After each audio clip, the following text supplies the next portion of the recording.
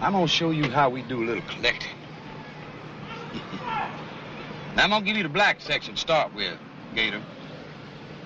There's only two things you've got to remember about blacks. And that's this, that one day, they can be real easy. And then the next day, they can be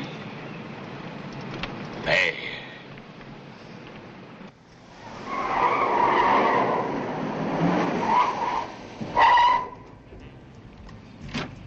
Best I can remember, you always were a little colorblind, weren't you? Huh? What the hell is that? That's to make them blacks easy. I got up pretty early this morning and went for a jog, so I was pretty hungry when I got back and decided to fix myself a nice, delicious bowl of Wheaties. But when I grabbed the box, I realized that there was something missing. I said, wait a minute. As long as I've been alive, there's always been some sort of big-time athletic hero on the cover of the box, whether it was the triathlon winner formerly known as Bruce Jenner, Walter Payton. If I recall, Michael Jordan was on the cover a few times. I mean, it's just been a tradition since I was a kid to have someone on that cereal box that motivates me to do great things. Teaming up with Mr. T cereal, it's getting on the team that knows how cool breakfast can be. You get a crispy corn taste with a touch of brown sugar. Teaming up with Mr. T. It's cool.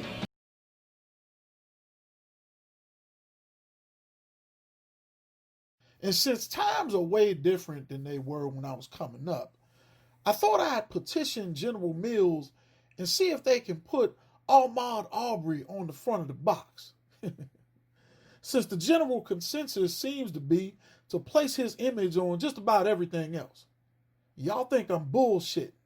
Take a look. You might as well put his photo on the box of your kid's favorite cereal, since you Negroes have decided to honor him as your latest patron saint of outline chalk. I mean, look at this garbage. I didn't create any of this right here. You all did. Got him looking like some old Stevie Wonder album cover from the 70s. Got him jogging eternally side by side with Kobe Bryant. Done crowned him a king, just like y'all did that Bojangling pastor Eddie Long after all those teenage boys came forward and admitted that they were sleeping with him. Here you go. Y'all are painting murals of the doofus, just like you did Freddie Gray in Baltimore. And what was his lone contribution to humanity? Serving the neighborhood dope. Now Freddy's dead. That's what I said. That's right, a dope peddler. But those of you who saw my classic videos, which highlighted the insanity going on in Baltimore, already know this. Okay, so I'm going to stay on topic with this here because I don't need to remind you all about Freddie Gray. Because whether it's him or this idiot Ahmaud Arbery, the public reaction received from most black people is very similar to a scene in the old classic Al Pacino film, Serpico. And for you youngsters who don't know what that film was all about, let me give you a quick spoiler alert. Serpico was a 1970s biopic film that was based on a real-life New York City detective named Frank Serpico, who ended up becoming a whistleblower on not only his own precinct, but several others that were involved in narcotics trafficking and bribery, colluding with heroin dealers and criminals all over NYC throughout the 1960s and early 70s. There's a scene from that film where Detective Serpico, who, as I said before, is played by Al Pacino, is bringing some slimeball skag pusher into the precinct to be booked on charges. And as he is doing so, a few of his fellow detectives are kicking it with the dope man as if they're best buddies, and even hinting to Pacino's character that he should just cut him some slack and let him go. After Detective Serpico gets him booked, he reads the lowlife's rap sheet aloud And right smack dab on there is an arrest for shooting a police officer.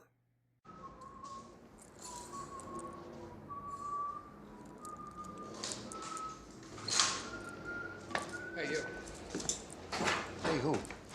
You. Get over here and empty your pockets. I don't do that. You're my prisoner. You do what I tell you to do. Get over here. He's gonna get nasty about it. Fuck me, man! Frank, cool it, eh? Hey, motherfucker! Straight! Frank! Hey, Frank, Rudy's on. He's good people. Stay the fuck out of this! Fuck! What's this? What's this? Get it! Get it! Get it!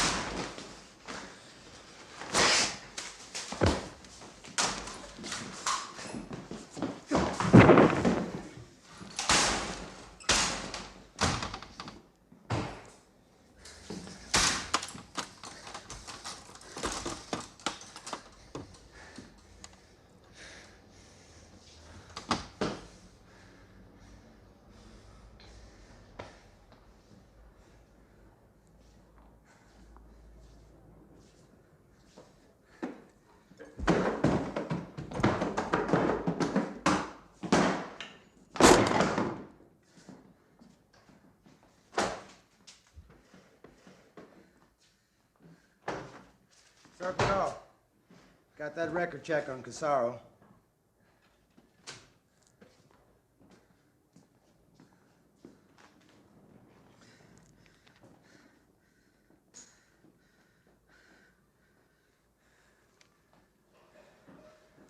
What is it? It's about your pal, Casaro. Here, read it. Read it. He did 15 years. You know what for? For killing a cop. He's a fucking cop killer.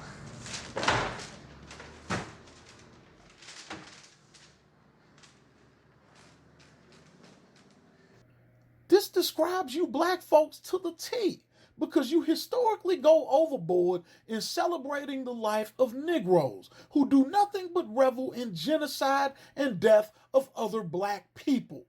Cars burning near Sherman and Burleigh. The flames lit up the neighborhood as many nervous residents stayed locked in their homes.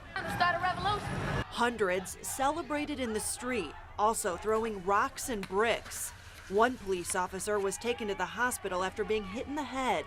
Several bus stops and traffic lights were ripped out and overturned.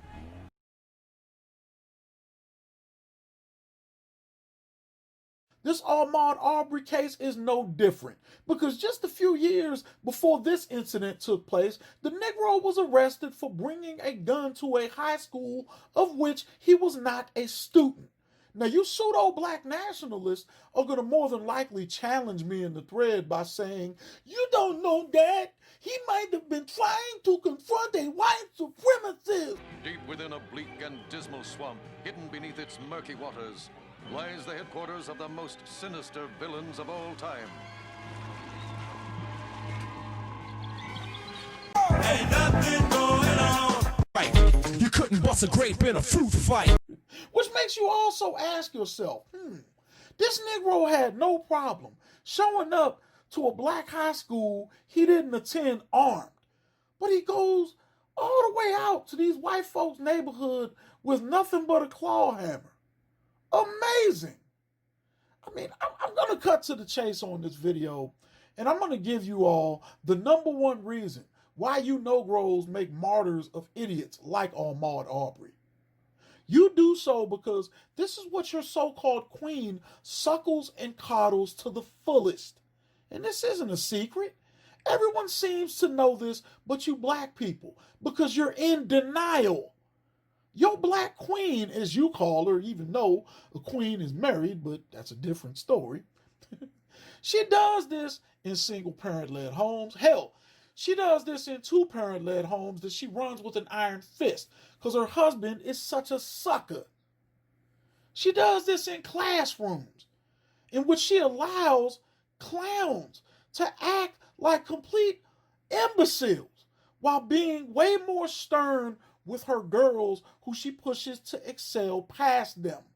She does this at her church, where she has no problem whatsoever introducing these boys to morally and financially inept spiritual leaders who condemn the men who have gone out of their way, okay, to go on an extended hiatus and exodus from those seats, even though those Negroes who preach to her every Sunday live nowhere near the community and only show up to give sermons and collect tithes. The black female postures the boys she raises into the punks that they become. This is what she suckles and coddles into an upright form, which is why Negroes like Ahmaud Arbery have much more of a special place in their hearts, because they continue holding out hope that black girl magic that they keep telling the world about is going to rub off on them. My baby wasn't doing nothing but running like he always do every day. Yeah, he was running from an active crime scene like he does every day.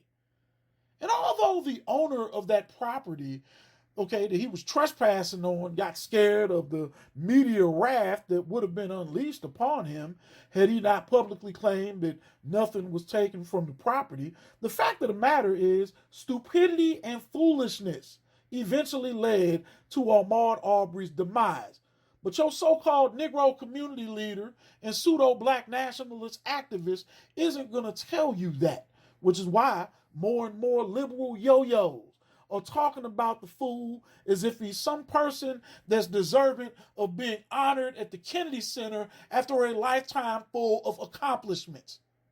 If you'll also notice, the Negro female and her pandering, tongue-wagging simp only reserves this sort of adoration for court jester pookies and black females who are just as loud, overbearing, and obnoxious as they are in the desperate attempts of getting the attention of not you or I, okay, or other black people for that matter, but white folks, as we saw was the case with Sandra Bland, who showed her funky-ass attitude in redneck country all by herself and never made it out of that Texas jail.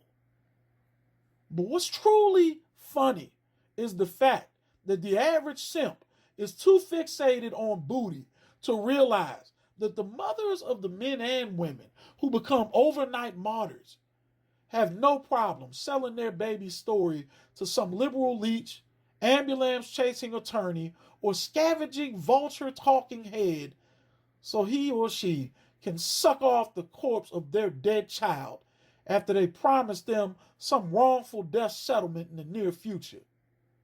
But according to you all, I'm the sellout.